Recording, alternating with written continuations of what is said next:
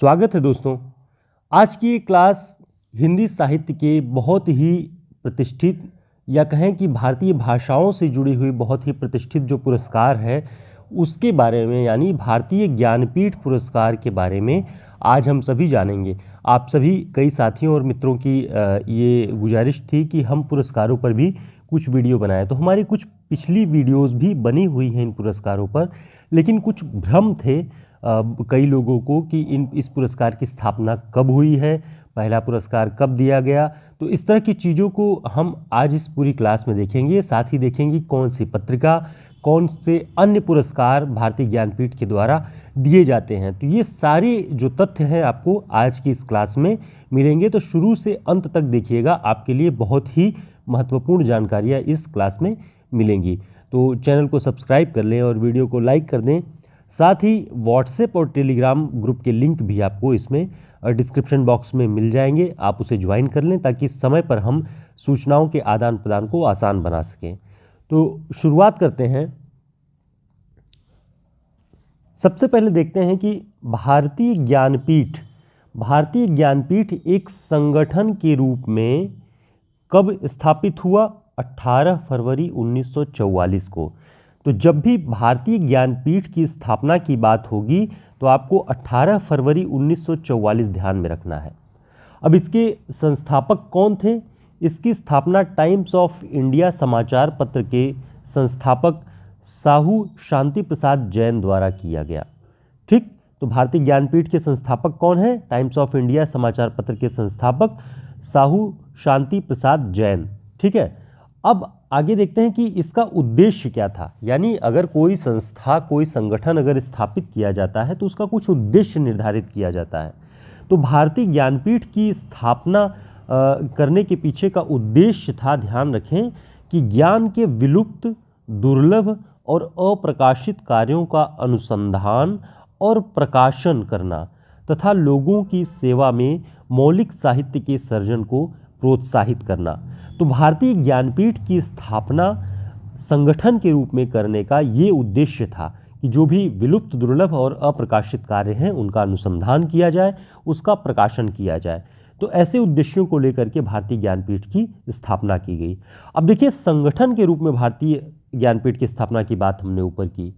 अब ज्ञानपीठ पुरस्कार की बात करेंगे। वो भारतीय ज्ञानपीठ संगठन है और ये ज्ञानपीठ पुरस्कार उसी के अंतर्गत दिया जाता है। ज्ञानपीठ पुरस्कार की स्थापना 1961 में की गई। इसका प्रस्ताव 1961 में आया कि इस तरह से भारतीय ज्ञानपीठ के अंतर्गत कुछ पुरस्कार प्रदान किए जाएं जो कि भारतीय साहित्य की सांस्कृतिक विरासत, साहित्यिक विरासत में व्यापक योगदान देने वाले रचनाकार हैं, उन सभी को पुरस्कृत किया जाए। ऐसे उद्देश्यों को ध्यान में रख के 1961 में ऐसा विचार प्रस्तुत किया गया। अब ध्यान देंगे कि ज्ञानपीठ पुरस्कार के अंतर्गत क्या दिया जाता है। तो 11 लाख रुपए, प्रशस्ति पत्र और वाग्देवी की कांस्य प्रतिमा प्रदान की जाती है इस पुरस्कार के अंतर्गत। तो ये महत्वपूर्ण बात है, आपको ध्यान रखनी है। इसके साथ ही ये भी ध्यान रखिए कि ज्ञानपीठ पुरस्कार किसे किसे दिया जा सकता है, किन किन भाषाओं के रचनाकारों को दिया जा सकता है, ये जानना भी महत्वपूर्ण है। तो ज्ञानपीठ पुरस्कार भारतीय संविधान की 8वीं अनुसूची में शामिल 22 भारतीय भाषाओं, यानी सभी भारतीय भाषाओं जो संविधान की 8वीं अनुसूची में शामिल हैं, उसकी किसी एक सर्वोत्कृष्ट रचना के लिए प्रदान किया जाता है। अब ये देखिए, 1984 से पहले किसी एक सर्वोत्कृष्ट रचना के लिए प्रदान किया जाता था, लेकिन आप सभी जानते हैं कि 84 के बाद से लगभग ये जो है किसी लेखक के संपूर्ण साहित्यिक कर्म के लिए, लेखन कर्म के लिए प्रदान किया जाने लगा। तो आरंभ में ये किसी एक सर्वोत्कृष्ट रचना के लिए प्रदान किया जाता था और आगे चल करके ये संपूर्ण साहित्य, किसी एक लेखक के संपूर्ण साहित्य को प्रदान किया जाने लगा। ठीक, तो ये महत्वपूर्ण बात है, आपको ध्यान रखनी है। अब ध्यान दें कि हमने यहाँ पे बताया कि 8वीं अनुसूची में शामिल सभी भारतीय भाषाओं, यानी 22 जो भाषाएं 8वीं अनुसूची में हैं उनको प्रदान किया जाता है, उसके रचनाकारों को प्रदान किया जाता है। तो यह बड़ा कठिन कार्य है कि प्रति वर्ष किसी भाषा के कवि का, रचनाकार का चुनाव किया जाए। तो इसके लिए नियम बनाया गया कि यदि किसी भाषा में किसी रचनाकार को कोई पुरस्कार प्रदान किया जा रहा है, ज्ञानपीठ पुरस्कार, तो उसके 3 वर्ष तक उस भाषा में किसी अन्य कवि को नहीं दिया जाएगा, तभी तो किसी दूसरी भाषा के रचनाकार का नंबर आएगा। तो इस तरह से ये नियम बनाया गया है कि 3 वर्ष तक उस भाषा के किसी रचनाकार को कोई ये पुरस्कार नहीं प्रदान किया जाएगा। इसलिए जितनी भी भाषाएं हैं 8वीं अनुसूची में, सभी के लेखकों को बारी बारी से जो महत्वपूर्ण हैं, जो जिन्होंने विशिष्ट योगदान दिया है, उनको ये प्रदान किया जाता है। तो अब यहाँ से देखिए महत्वपूर्ण बात कि ज्ञानपीठ पुरस्कार पहली बार सन 1965 ईस्वी में मलयालम लेखक जी शंकर कुरूप को प्रदान किया गया। तो जो लोग ये कहते हैं कि ज्ञानपीठ पुरस्कार की स्थापना 1965 में हुई, तो उन्हें ध्यान रखना है कि ज्ञानपीठ पुरस्कार की स्थापना 61 में हुई है और 65 में पहली बार प्रदान किया गया मलयालम के लेखक जी शंकर कुरूप को। तो ये बात आप अच्छे से ध्यान रखेंगे। अब इसको हमने क्लेरिफाई करने के लिए यहाँ पे आपको बता भी दिया है, और ये सारी बातें ज्ञानपीठ, भारतीय ज्ञानपीठ की वेबसाइट से हमने यहाँ पे कलेक्ट किया है कि भारतीय ज्ञानपीठ संगठन की स्थापना की बात आएगी 18 फरवरी 1944, ज्ञानपीठ पुरस्कार की स्थापना की बात आएगी 1961, और प्रथम ज्ञानपीठ पुरस्कार प्रदान करने की बात आएगी तो 1965 मलयालम कवि जी शंकर कुरूप को प्रदान किया गया पहली बार। ठीक है, आगे देखते हैं कि ज्ञानपीठ पुरस्कार प्राप्त करने वाली प्रथम महिला कौन थी। ज्ञानपीठ पुरस्कार पहला तो दिया गया जी शंकर कुरूप को, जो कि मलयालम के लेखक थे, लेकिन पहली महिला जिन्हें भारतीय ज्ञानपीठ पुरस्कार दिया गया वो बंगाली लेखिका आशापूर्णा देवी थी, जिन्हें यह पुरस्कार 1976 ईस्वी में प्रदान किया गया। ये बात ध्यान रखेंगे, जीएस की दृष्टि से भी, यानी महत्वपूर्ण जो पॉइंट्स होते हैं उनकी दृष्टि से भी, और साहित्यिक दृष्टि से भी बहुत महत्वपूर्ण है ये बात। दोस्तों, इस तरह के सभी प्रैक्टिस सेट, वन लाइनर प्रश्नों का पूरा संग्रह 170 पेज में हमारे हिंदी साहित्य के शॉर्ट नोट्स के अंतर्गत आपको मिल जाएगा, और सभी प्रतियोगी परीक्षाओं में, हिंदी साहित्य से जुड़ी हुई सभी प्रतियोगी परीक्षाओं की दृष्टि से ये बहुत ही महत्वपूर्ण हिंदी का शॉर्ट नोट्स है। आप हमारे इस नंबर पे संपर्क करके इसे अपना पता हमें व्हाट्सएप पे भेज करके इसे ऑर्डर कर सकते हैं। 1 सप्ताह में ये आपको मिल जाता है।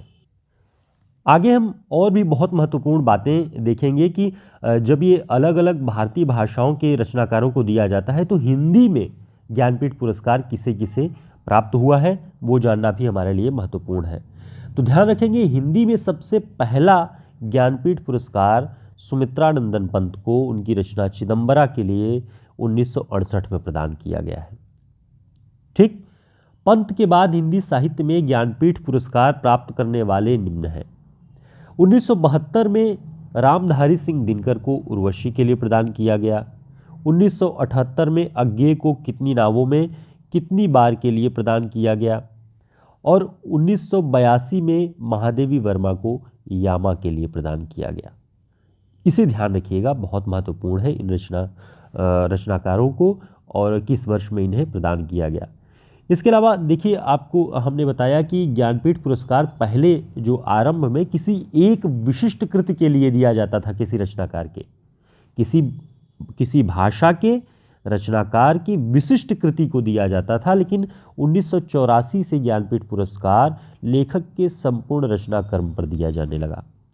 ठीक है, तो अब देखेंगे कि जब संपूर्ण रचना कर्म पर दिया जाने लगा तो हिंदी में कौन कौन लोग हैं जिनके संपूर्ण साहित्य पर ज्ञानपीठ पुरस्कार प्रदान किया गया। ध्यान रखेंगे, 1992 में नरेश मेहता को संपूर्ण साहित्य के लिए ज्ञानपीठ पुरस्कार दिया गया।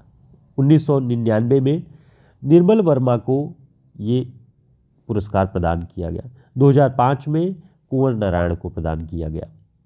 2009 में अमरकांत और श्रीलाल शुक्ल को संयुक्त रूप से प्रदान किया गया है। ध्यान रखेंगे इसे, 2009 में अमरकांत और श्रीलाल शुक्ल को।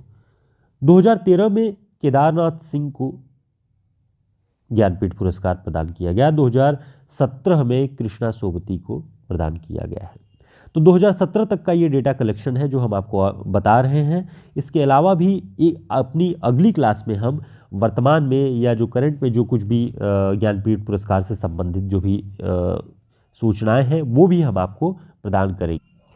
आगे देखेंगे कि भारतीय ज्ञानपीठ के द्वारा प्रदान किए जाने वाले जो सभी पुरस्कार हैं उन्हें भी हम देखेंगे कि कौन कौन से पुरस्कार भारतीय ज्ञानपीठ देता है। तो सबसे पहले ज्ञानपीठ पुरस्कार ही है, आप सभी जानते हैं। ज्ञानपीठ पुरस्कार समग्र साहित्य के लिए दिया जाता है। ज्ञान गरिमा पुरस्कार 1975 से अधिक आयु वर्ष वाले लेखकों के व्यापक साहित्यिक योगदान के लिए दिया जाता है। ज्ञान गरिमा पुरस्कार ये भी भारतीय ज्ञानपीठ द्वारा ही प्रदान किया जाता है। इसके अलावा मूर्ति देवी पुरस्कार के बारे में आप सभी जानते होंगे। मूर्ति देवी पुरस्कार भी ये ज्ञानपीठ भारतीय ज्ञानपीठ ही देता है। चिंतनशील या बौद्धिक कार्य के लिए, भारतीय दर्शन और सांस्कृतिक विरासत की व्यापक दृष्टि के लिए मूर्ति देवी पुरस्कार भारतीय ज्ञानपीठ प्रदान करता है। इसके अलावा नवलेखन पुरस्कार भी भारतीय ज्ञानपीठ के द्वारा प्रदान किया जाता है युवा लेखकों के लिए जिनकी आयु 40 वर्ष से कम होती है। उनकी किसी विशिष्ट रचना के लिए नवलेखन पुरस्कार भारतीय ज्ञानपीठ देता है।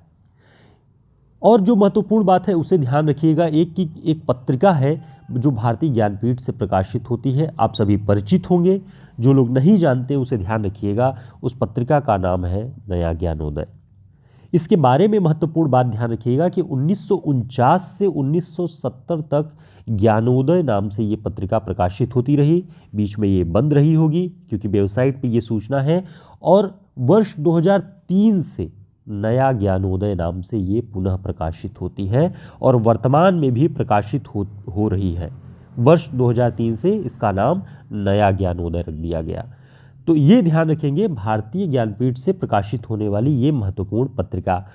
अब आप में से जो साहित्यिक रुचि वाले जो विद्यार्थी होंगे, छात्र होंगे, वो जानते होंगे भारतीय ज्ञानपीठ से इस प्रकाशित होने वाली इस पत्रिका नया ज्ञानोदय के वर्तमान में संपादक कौन है। जो लोग जानते हैं कमेंट बॉक्स में ज़रूर बताएं।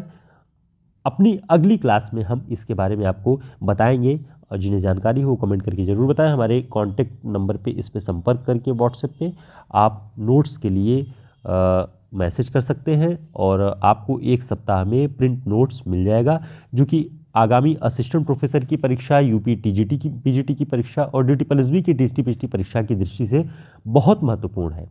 UGC नेट वाले छात्र तो ज़रूर इसे अपने पास रखें क्योंकि ये उनके लिए बहुत उपयोगी सिद्ध होगा।